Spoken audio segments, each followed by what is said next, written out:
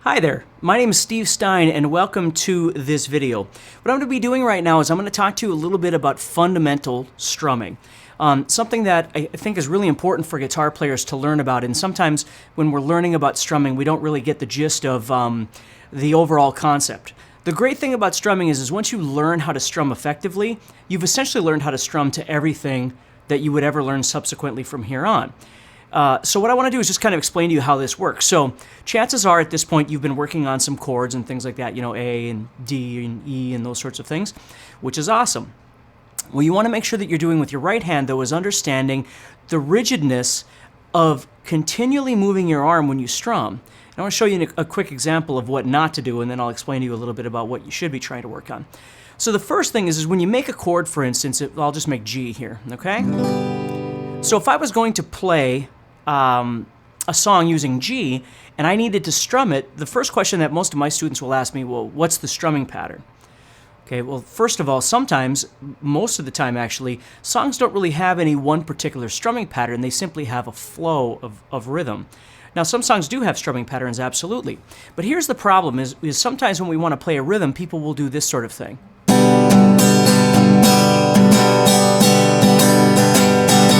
And you can hear how it sounds very disjointed when you're playing. The goal with rhythm all the way around is everything should be sort of a perpetual motion when you're playing. Whether you're playing drums, whether you're playing guitar, whatever it is, everything should move. And the flow as guitar players that we have is the ability to move this arm back and forth. We move the right arm up and down. Okay? We don't start and stop and then like speed up and slow down because it would sound very disjointed. So the goal is to understand a really great thing for you to practice is a technique called scratching. And what scratching is where you simply touch all 6 strings with your hand. Okay? So what I'm doing, of course, is I'm putting my thumb behind the guitar. It's not on top. The problem with putting your hand on top of the guitar like this, obviously, is that your fingers have very limited mobility because your wrist is sitting upward. You want to make sure that your wrist is down, thus the thumb being kind of in the back of the guitar there. And of course, everybody's hand sizes are different, so you got to kind of adjust that. But the point is that the wrist is sitting like this, so the fingers can move. That's ideally what you're looking for. So when you look at my hand, what you should notice is that I'm sitting fairly straight up and down with my hand. Okay? I'm not sitting back like this, and I'm not sitting like this. Okay? That's another issue that people have when they strum or when they make chords and things, is that they try and do everything like this. Now, for like a D chord, that might be just fine. But then if you go try and play a C chord, you know, you'll notice that your wrist really has to, if you try and play it like this, it's really hard. If you move the elbow in, you give yourself some more freedom. So the goal with chording, which is in another video, but the goal with chording is getting your arm in the proper position when you're playing. You know, don't play like this, and certainly don't play like this. Try and turn the wrist down a little bit, and you see how my fingers are kind of straight up and down? Okay? So now what I'm doing is I'm touching all the strings with my 4 fingers. I'm not pressing on them. I'm just touching them very lightly. And I'm getting the scratching sound. See, it doesn't matter where I scratch. So when you're watching this video and you're watching me, it doesn't make a difference if you're at the 3rd fret or the 5th fret or the 6th fret. All you're doing is touching with all 4 fingers. And as long as I'm not pressing hard, I'm going to get this clicking sound. Well, that's what we're going to use for scratching. So a great example to do is to take one of your favorite songs, preferably something that is relatively slow and mellow, you know, whether it be, you know, Bob Seger or Bob Dylan, or, I mean, it could be anybody, but just something that's relatively mellow, the Eagles, or, you know, I mean, just a ton of other different things, but something that isn't overly fast, something that isn't overly heavy, and certainly not a bunch of time changes and things like that, just something straightforward. Okay, and what you're going to do is you're going to tap your foot to that song. So let's say you're listening to the song and you hear the beat here.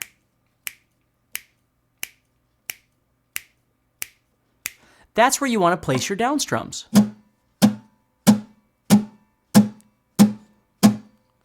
Okay? Now we can refer to those, for instance, as quarter notes, but the truth is it doesn't really matter what we call it. What's most important is that whatever it is we're going to call it, that you can feel the rhythm in your arm. Just back and forth. Now what you're going to notice as I'm doing this is that I'm also having to strum upward to do another down. It's just at this point, because I'm just doing the down strums, you don't really think about the up strums, but they are there. If you watch me play, the ups are in between every time. So what that means is I could pick the, or strum the ones in between those.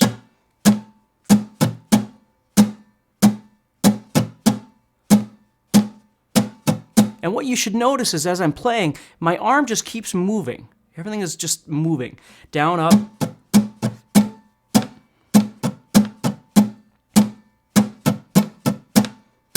Okay, so the first one I did was down, down, down, up, down. Okay, and the second one I did was down, up, down, up, down, down.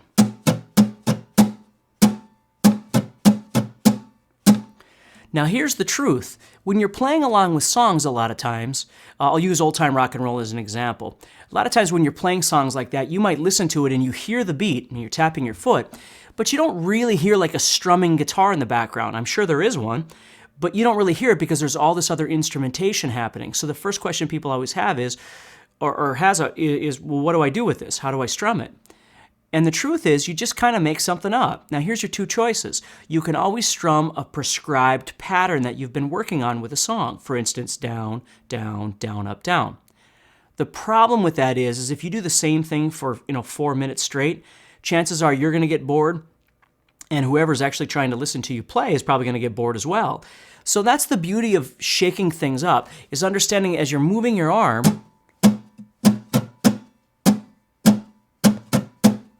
it never stops on one side or the other. So what you can learn how to do is just simply move away from the strings. Now watch, I'm going to keep strumming, but I'm going to move away from the strings entirely. See, I've still got my rhythm going, I'm just not hitting my strings. So at any time, I can come in and go back out. And honestly, that's how we create space when we're strumming, is we move away from the strings and then come back. If we move away for a larger period of time, obviously we're going to get a larger space. And that's okay. You don't want to stop strumming. The goal isn't to go, because even if you're really good at it, the problem is that there's no flow to it. And what I found a long time ago with strumming is once you can start sort of balancing out what you're trying to do with your right arm, your right hand, everything just becomes easier. Every song that you play from here on out just becomes easier. So when you're playing,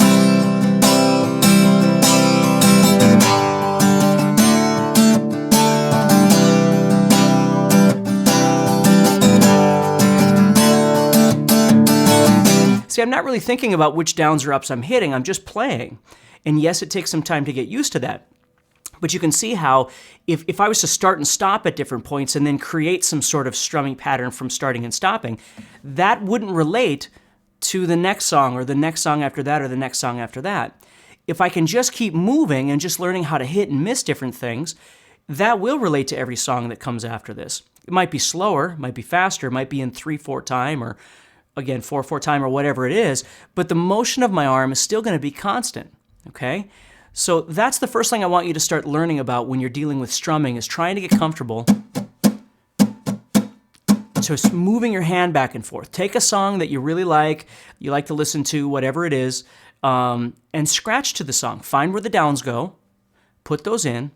Make sure you really do feel where those downs are. You should be able to keep the downs going to the song for the entire song.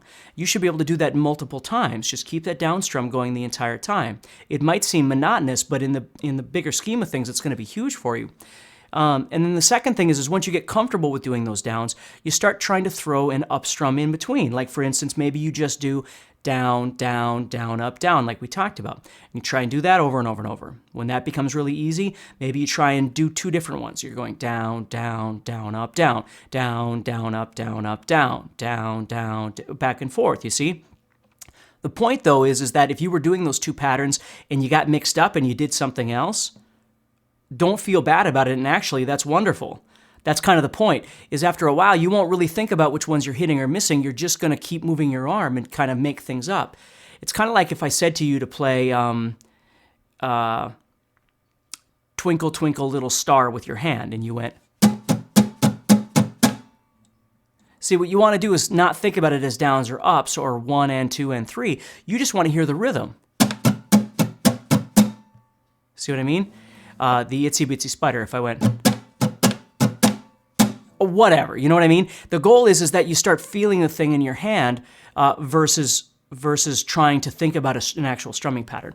So let's start with that. I want you to start working up the basic functionality of just moving your arm back and forth, doing down strums, and then slowly start incorporating up strums.